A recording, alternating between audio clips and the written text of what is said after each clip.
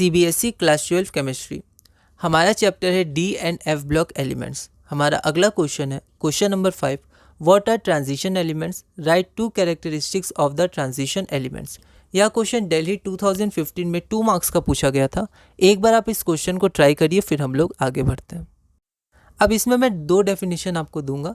सबसे पहले तो एनसीईआरटी के हिसाब से, दोनों है एनसीईआरटी में एक तरह से, ठीक है, पर एनसीईआरटी के हिसाब से जो आईयूपीएससी के अनुसार दिया हुआ है एनसीईआरटी में, ठीक है, तो वहाँ लिखा है according to IUPAC, transition elements are elements which have incomplete d subshell either in neutral atom और इन देयर आयंस। ठीक है, तो उनका जो आयंस होता है उनमें क्या होता है, अनपेयर्ड इलेक्ट्रॉन्स रहते हैं, अनफिल्ड या इनकम्प्लीटली फिल्ड सबशेल होता है, D subshell. Zinc, cadmium and mercury have full D10 configuration in their ground state as well as their common oxidation states। ठीक है, तो उनका जो ग्राउंड स्टेट होता है और उनका जो कॉमन ऑक्सीडेशन स्टेट होता है उसमें क्या होता है कि कॉमन ऑक्सीडेशन स्टेट उसमें कम्प्लीटली फिल, जैसे जिंक की बात करें तो 3D10 होता है और 4s2, तो ग्राउंड स्टेट में भी 3D10 और जब +2 जो उसका कॉमन ऑक्सीडेशन स्टेट होता है, ऑक्सीडेशन स्टेट बोल सकते हैं, तो उसमें भी आपका 4s निकल जाता है तो 3D10 बचता है, तो फिर से कम्प्लीटली फिल्ड डी ऑर्बिटल। ठीक है, इसलिए उसको हम लोग कंसिडर नहीं करते हैं ट्रांजिशन एलिमेंट्स में।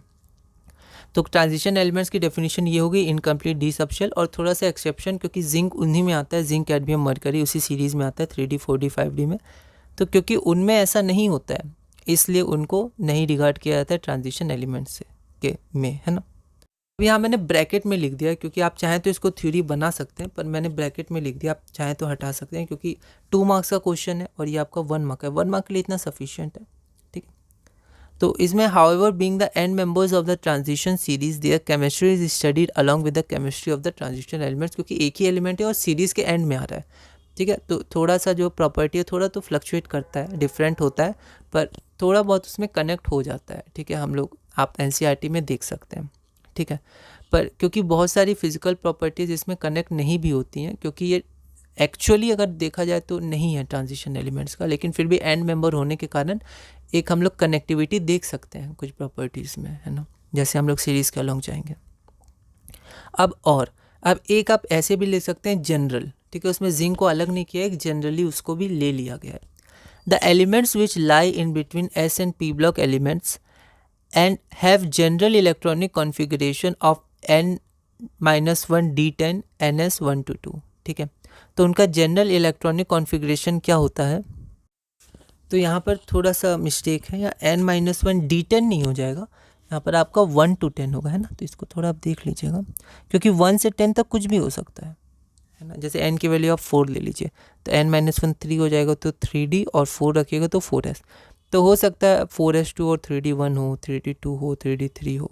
ठीक है, या फिर जैसे अगर क्रोमियम में क्या होता है 4s1 होता है, स्टेबिलिटी के लिए 5D5 हो जाता है, तो 1 to 2 और 1 to 10 हो गया, 1 to 10। ठीक है, आर ट्रांजिशन एलिमेंट। ठीक है, तो ये जनरली आपका ले लिया गया है सबको, जिंक वगैरह सबको, पर ये थोड़ा स्पेसिफिक है, तो आप देख लीजिएगा आप किसको इसमें आप बना सकते हैं डेफिनेशन के अनुसार, आप देख लीजिएगा, कोई दिक्कत नहीं है, दोनों हो सकते हैं, है ना।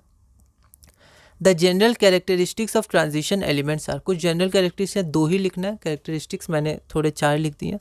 High melting and boiling points, variable oxidation states, ये बहुत इंपॉर्टेंट है, variable oxidation states, paramagnetic behaviour, catalytic properties, ये भी आप देखे होंगे कि जब ऑर्गेनिक के रिएक्शंस हमने किए थे तो उसमें बहुत ज़्यादा तो नहीं, लेकिन कुछ कुछ डी ब्लॉक के एलिमेंट्स आते हैं उसमें। ठीक है, और साथ में जब इनऑर्गेनिक के भी हम लोग रिएक्शंस देखेंगे तो उसमें भी कैटलिस्ट के रूप में डी ब्लॉक बहुत यूज़ होता है, तो कोई भी 2 आप यहाँ लिख सकते हैं।